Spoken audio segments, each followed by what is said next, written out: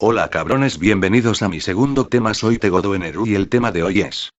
O bueno, lo dice el título del vídeo.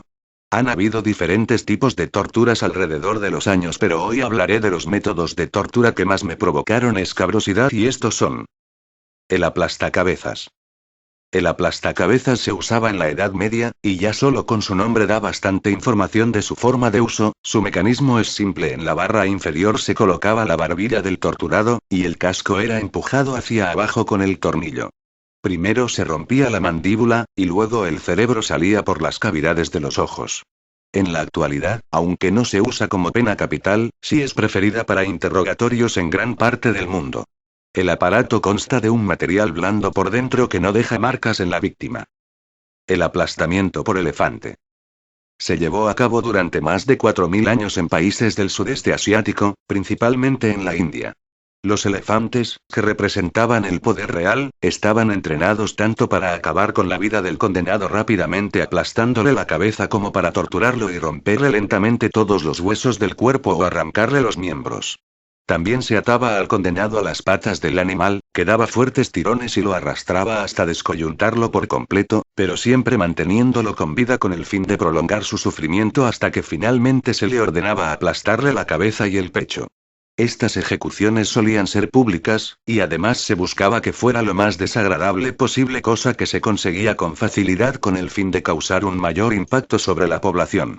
En el sudeste asiático, el medio de ejecución más usado era otro: el prisionero era atado a un palo y el elefante lo embestía hasta matarlo.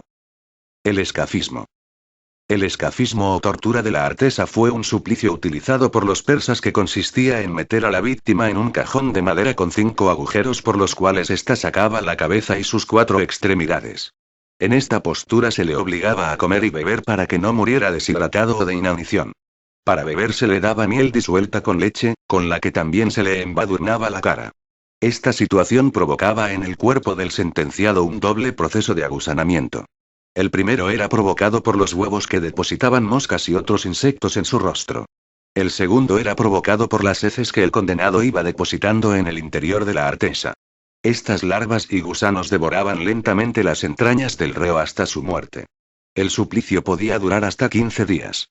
Este suplicio también se ejecutaba metiendo al sentenciado dentro del vientre de un caballo u otro animal corpulento y dejando fuera las 5 partes del cuerpo mencionadas. De este modo, el procesado quedaba entregado a los horrores de una doble putrefacción, la del animal en cuestión y la suya propia. El toro de Falaris. Fue ideado por Falaris, tirano de Agracas en el siglo VI a.C. El hombre, dejando a un lado que pudiese ser un hijo de puta, tuvo una de las ideas más sádicas que se recuerdan, además de un humor negro sin parangón. Por aquel entonces, se consideraba al toro un animal sagrado, y dicha tortura consistía en una estatua de toro o buey de bronce, hueca y con una puerta lateral donde se introducía al prisionero. Posteriormente se encendía una gran hoguera bajo la panza de la estatua, así que el reo era asado a fuego lento. Lo chistoso de esta clase de tortura es que la única apertura era la boca y los orificios nasales del animal, por lo que los gritos del reo salían transformados en bramidos de morlaco debido a la resonancia de la cavidad, acompañados de vapor y humo procedente del asado. La cabra. En esta ocasión, él se sujetaba al reo por los pies mediante un cepo, se le untaba sal y se invitaba a una cabra a tomar parte a este método de tortura. La cabra, atraída por el condimento, lamía con insistencia a los pies del condenado. La aspereza de la lengua del animal provocaba terribles heridas al reo, pudiendo incluso atravesar la carne hasta llegar al hueso. La pera. La pera vaginal fue un instrumento de tortura utilizado en la Edad Media destinado a aquellas mujeres acusadas de haber tenido relaciones con Satanás o con alguno de sus familiares. Consistía en un objeto metálico que se introducía en la vagina de la condenada, para posteriormente desplegarlo por medio de un tornillo hasta su máxima apertura. Esto le provocaba graves desgarros en el útero a los que muy pocas mujeres lograban sobrevivir. Posteriormente aparecieron 2 variantes de este terrible instrumento, la pera oral y la pera rectal. La primera se introducía en la boca de los acusados, y la segunda en el recto de los homosexuales o ajustin putiver si hubiera existido en esa época XD. La muerte por 1000 cortes.